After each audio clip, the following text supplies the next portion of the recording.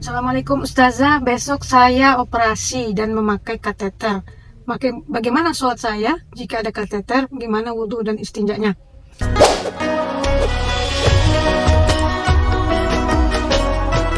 Baik, yang pertama yang perlu disadari adalah pengguna kateter ini tidak bisa berkemih lagi, dia nggak bisa mengontrol berkemihnya, sehingga air kencing selalu mengalir, ya tidak bisa ditahan-tahan. Kedua, dia sedang membawa najis kemana-mana.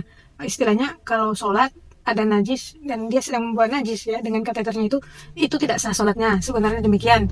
Nah, lantas bagaimana? Apakah tetap sholat atau tidak?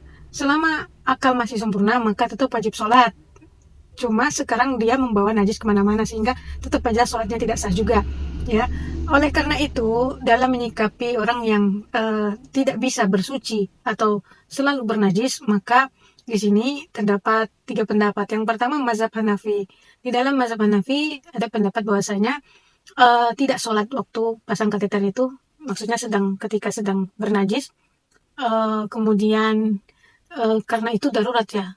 Kemudian nanti setelah sembuh ataupun setelah kateter sudah dicabut, maka dia bersuci, kemudian dia mengqadha sholatnya atau diganti sholatnya.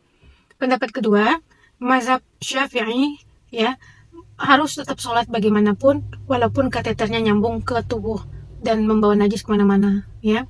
Jadi tetap sholat ala kadarnya dengan cara bagaimana kita lap bersih-bersih daerah di dekat kateter. Kalau bisa kateternya dibuangkan air kencingnya itu, urine bagnya, kantong plastiknya juga dikuras gitu ya, pokoknya diminimalisir najisnya. Kemudian bagian kemaluan dilap dengan tisu basah misalnya ataupun air, kemudian baru kita istinja seperti biasa ya, daerah yang situ, kecuali yang selangnya, yang ketutup selangnya itu tidak bisa dibersihkan kan secara maksimal sehingga masih ada sisa najis, itu tidak masalah. Kemudian kita ambil wudhu, kemudian sholat namanya sholat lihormati waktu, sholat untuk menghormati waktu, yang mana dalam mazhab Syafi'i nanti harus diganti apabila sudah selesai ya kondisi yang susah untuk bersuci ini atau susah lepas dari najis ini ya. Nanti kalau sudah ibu operasi sudah selesai, kateter dicabut, maka dilap bagian kemaluan, kemudian ambil wudhu dan sholat seperti biasa ya. Maksudnya kalau Syafi'i ini ya, sholat ala kadar dalam keadaan berkateter tadi dengan prosedur pensucian yang seperti saya sebutkan, kemudian nanti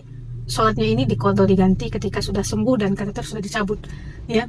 Kemudian menurut mazhab Hambali tetap sholat seperti itu, tetapi sudah dihitung ya, sudah dihitung dan tidak perlu diqadha lagi. Disebabkan apa? Kondisinya yang darurat, yang sedang dipasangkan kateter padanya itu disamakan hukumnya dengan salisil baul atau orang yang beser, yang kena penyakit beser ya, dimana dia susah untuk dalam keadaan terus menerus suci dalam sholatnya.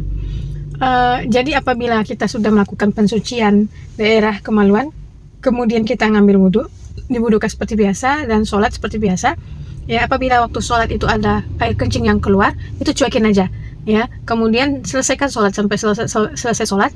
Dan satu kali prosedur seperti ini, prosedur bersuci ini, untuk satu kali sholat fardu saja ya.